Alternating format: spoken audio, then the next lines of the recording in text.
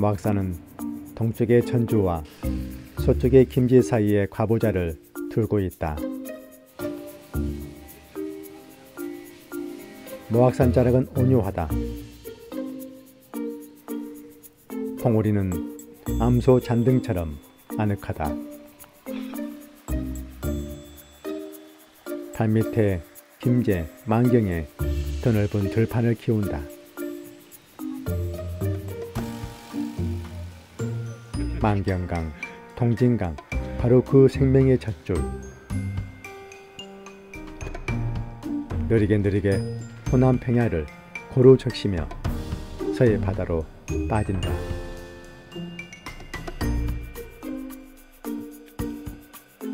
모악산은 이런 삶을 지그시 바라보며 만년을 살았다.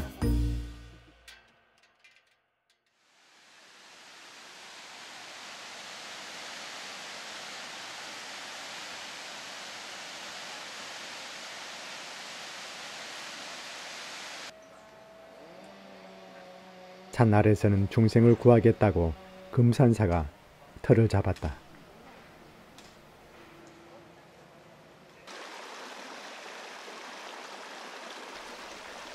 금산사 스님들은 미륵교도들을 미신이나 사교신자로 보고 있다.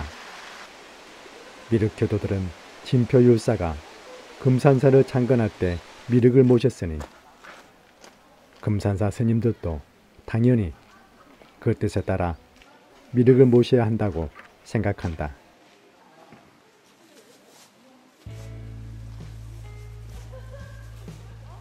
미륵부처는 앞으로 올 미래불이다.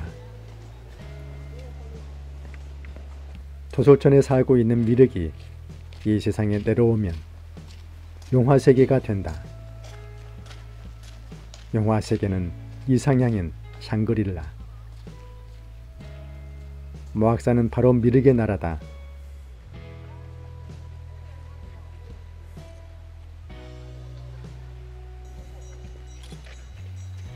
미륵전은 미륵신앙의 성지, 미륵의 신흥 정교들의 중심, 미륵전이다.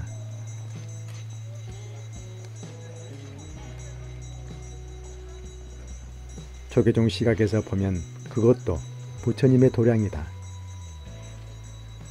모악산 주변은 민간신앙의 집합체.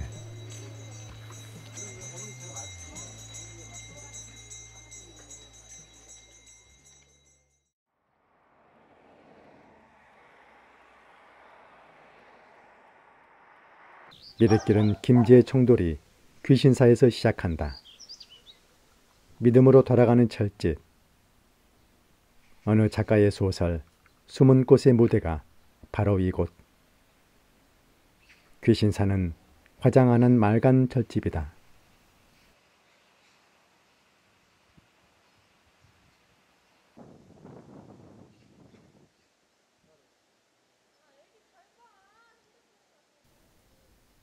뒤란에는 수백 년 묵은 느티나무와 백나무가 탑전을 지키고 있다. 그 옆엔 석수상이 있고 석수 뒤엔 남근석이 빳빳이 서 있다. 탑전 노루는 돌계단에 앉아 모악산을 바라보면 백운동 오르는 길이 가르마처럼 보인다.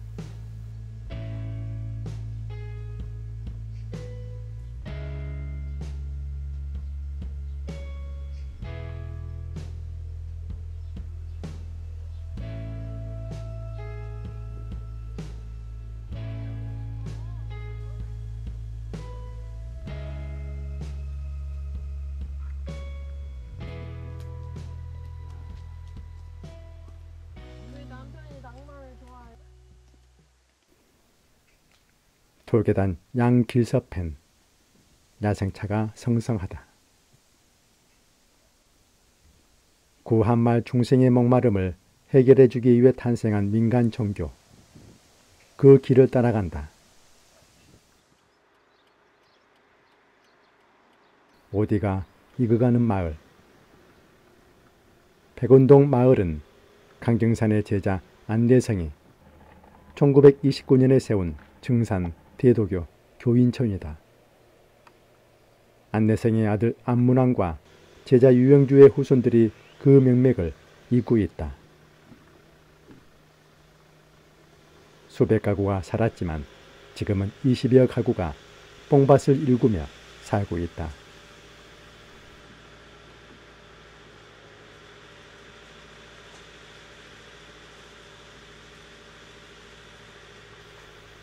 증산교를 믿지 않은 사람은 이 마을에 발을 붙일 수가 없다. 백운동 뽕밭은 초기 정착할 때 심은 것으로 80년이 넘는 재래종이다.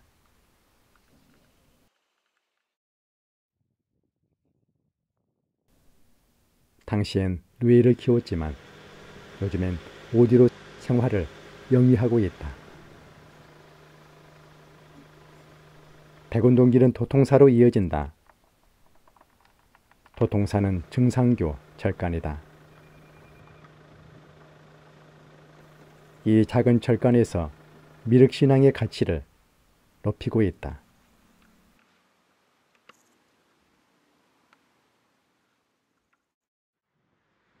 도통사를 지나 용화 삼거리까지 오솔길을 내려와 만나는 큰 길. 조덕삼 장로와 이자익 목사의 아름다운 이야기가 담겨있는 오래된 교회를 만난다. 구한말 증산교를 비롯해서 민족 종교와 신흥 종교가 생겨난 땅이다. 이 땅 입구에는 예수를 따르는 기역자형 한옥교회가 있다. 교회의 개척공신이었던 조덕삼과 그의 마부였던 이자익 목사의 이야기를 간직한 예배당안은 특이한 좌석 배치를 보여준다. 남자석과 여자석이 따로 구분되어 있다. 평등의 길에서 만난 평등하지 않은 예배당의 모양새. 남녀가 유별한 시기에 예배를 볼 수 있는 최소한의 길이었을까. 평등의 길에서 만난 불평등의 교회지만 예수님의 사랑은 한말의 조선에 희망을 주었다.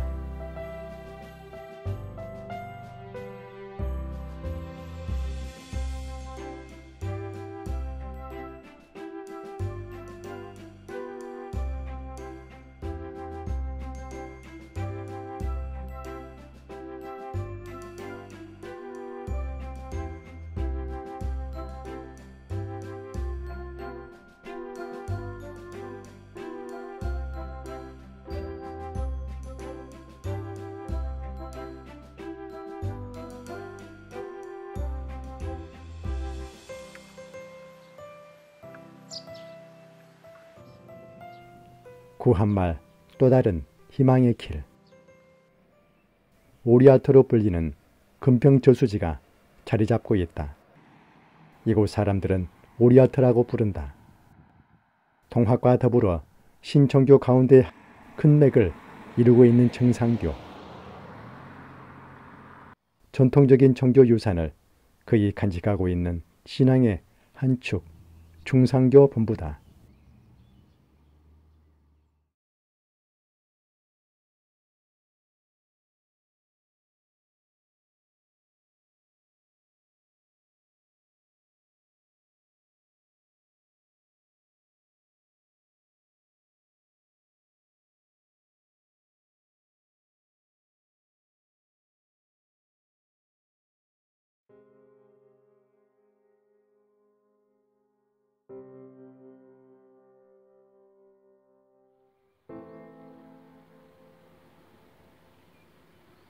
올터가 시간이 지남에 따라서 오리터, 오리알터가 되었다.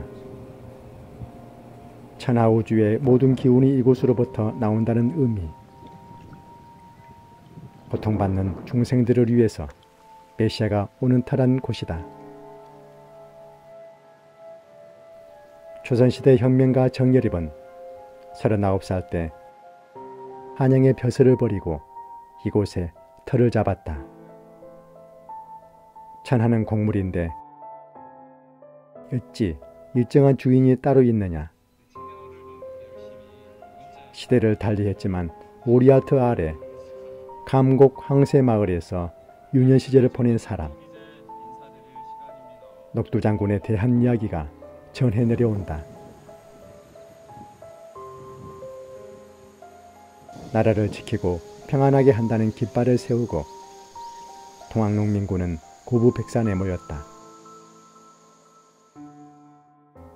동학농민군의 기세가 높아져 각현으로 그 세력이 확장되었고 나아가서 전주까지 장악하게 되었다. 정부의 무능으로 청나라와 일본의 군대가 들어오자 외세의 간섭을 피하기 위해서 정부군과 전주에서 휴전을 하고 철수했다. 청일전쟁에서 승리한 일본군의 침략이 뚜렷해지자 일본군의 침략에 대항하기 위해서 다시 일어섰다. 우세한 신무기로 무장한 일본군에게 공주 우금치 전투에서 패한 뒤 녹두장군 전봉주는 체포되었고 동학농민혁명은 실패로 끝났다.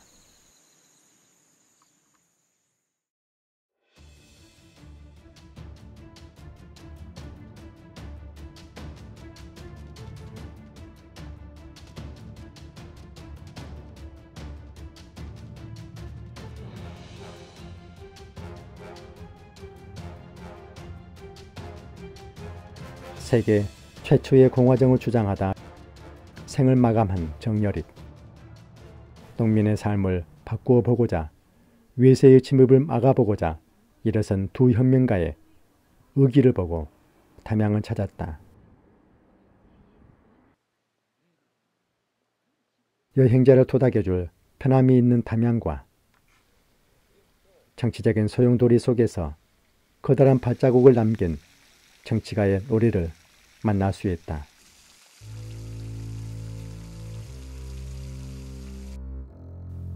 마음에 없는 소리로 관계를 유지해야 하는 일이 버거워질 쯤 찾아보기 좋은 곳.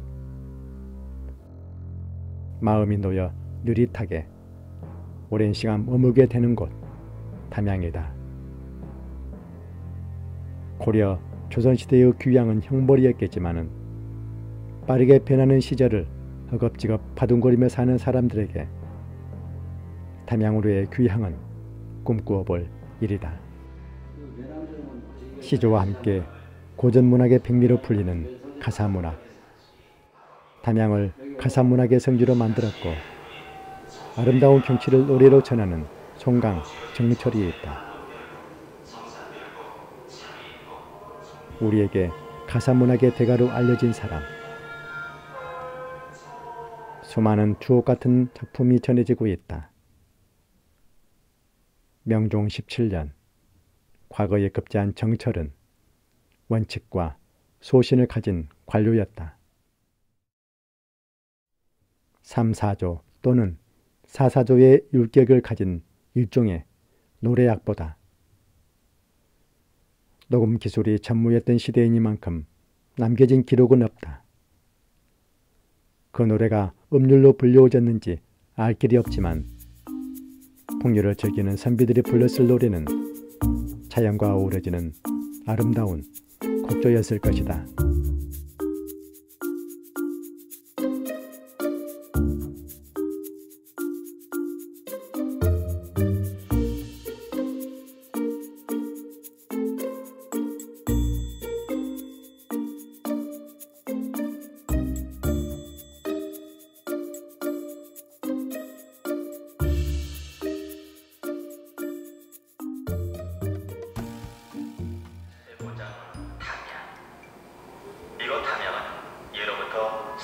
시인, 복객들의 고장이기도 하다.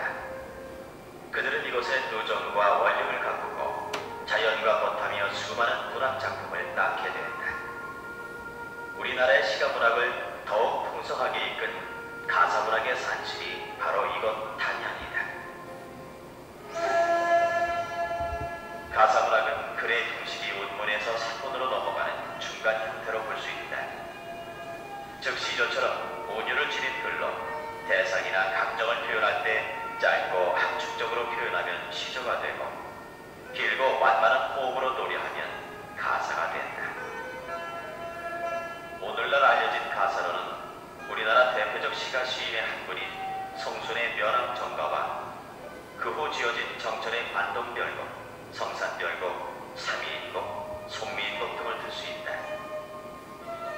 특히 송순의 면왕정가는 초기 한국 가사문학 발전의 전기를 마련한 작품으로 이곳 담양이 가사문학의 산실로 꼽힐 수 있었던 것도 송순의 영향이 크다 하겠다. 이서의 낙지가를 비롯해 조선조 이곳에서 지어진 가사로 현존하는 것만도 근 20편에 달하고 있다.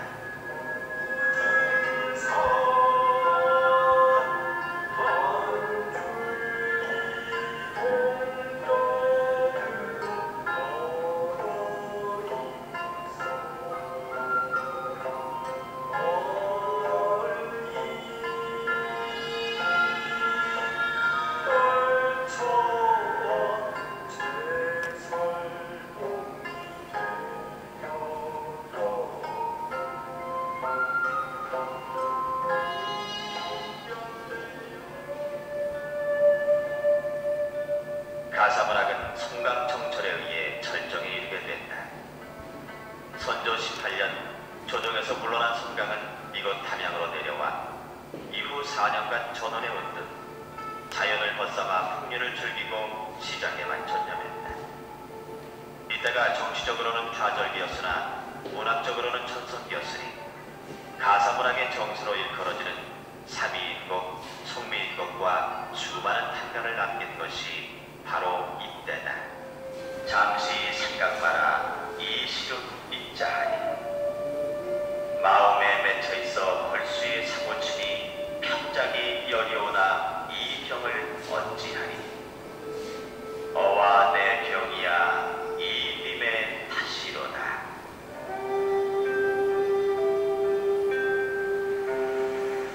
자연과 어우러져 조화를 이룬 이곳의 누정과 원림을 무대로 그 옛날 선비와 시인들은 누정문학이라는 독특한 장르를 갖고 왔는데 그 문학적 토대 위에 우리만의 고유한 가사문학이 선조 22년 10월 황해감사 한준의 비밀장계로 시작된 옥사 사건, 송강정철과 정여립의 관계,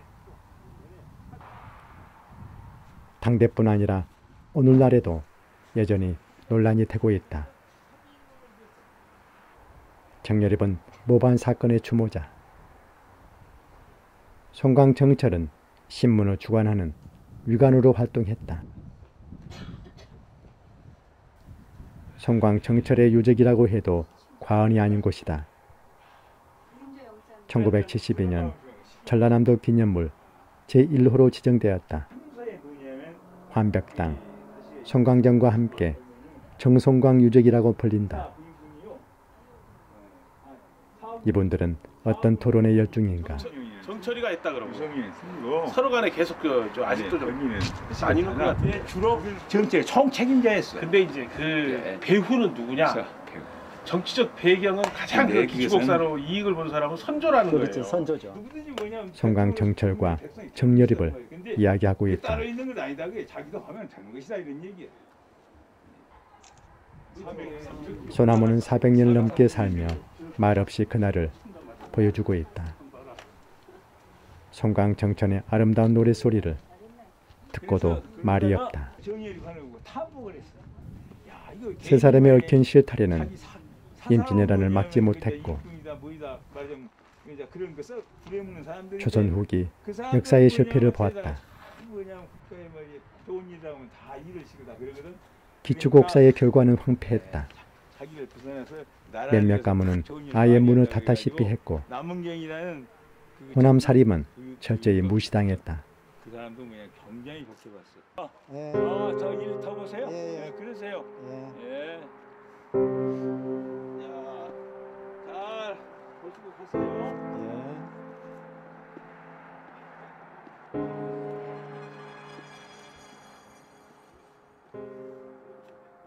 반역향으로 지목되어 중앙정계에서 소외되었고 정치, 사회적 냉대와 차별을 감내하며 울분을 삼켜야 했다. 전국이 바뀔 때마다 기축옥사 문제는 중요한 현안으로 떠올랐고 중요한 토론 대상이 되었다. 이범령 면왕정 송순 교류하면서 이게 여기서 성산별국 책을 썼다는 거예요. 그 국문학사상 그거. 그리고 송강정 쫙 가면 송강정 거기서 삼인국 송민국 쓰고. 송강 16살 때 서울 살다 내려와가지고 27살 때까지 사는 데서 결혼도 하고 4남 2녀 낳고 처갓집이 담양 창평. 그 문화 유씨 집안 무남 동료한테 장가들어서. 송강 정철과 정여립 그리고 산조 임금. 쉬기 위해서 찾아온 사람들은 아름다운 노래를 듣지만 조선 중기의 정치적인 소용돌이 속에 쓰러져간 호남 사람들의 혼을 안타까워한다.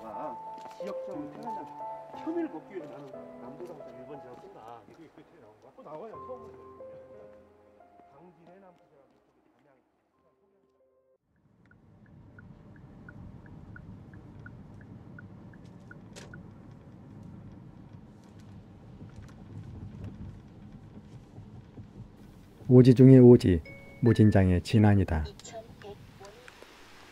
처음 달려간 축도는 비가 내리고 안개에 덮여 있었다. 장수, 둔봉샘에서 시작된 금강이 휘돌아 감아도는 축도 주변은 꿈속을 거닌 듯 아름답다. 이곳에서 우리는 축도 선생을 만날 수 있을까? 기축옥사는 반란인가 혁명인가? 그의 답을 얻기 위해 다시 찾았다. 도시는 답답하다. 일상을 탈출해 진안군에 닿으면 당장 느끼는 것은 시원한 청량감이다.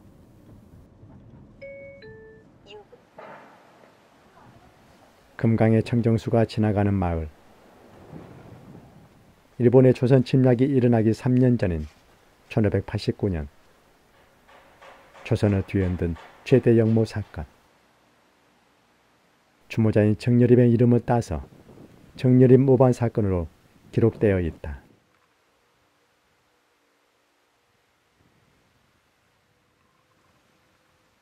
관직에서 물러난 낙향한 정여립은 이곳 천반산을 찾았다. 물 흐르듯 높음은 쉬었다 가고 낮음은 급히 흘러가듯이 물 따라 세상을 살았다면 부귀영화가 따를 수도 있었다. 죽도에 서시를 짓고 학문을 닦는 한편 대동계를 만들었다. 대동계는 사림들이 지방에 구성한 향촌 조직들과는 다르다.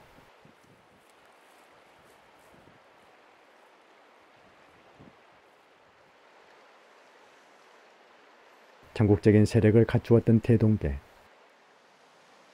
정여립은 매월 15일에 대동계의 구성원들과 함께 한자리에 모여 무술을 연마하는 한편 자신의 급진적인 개혁 사상을 강론했다고 전한다.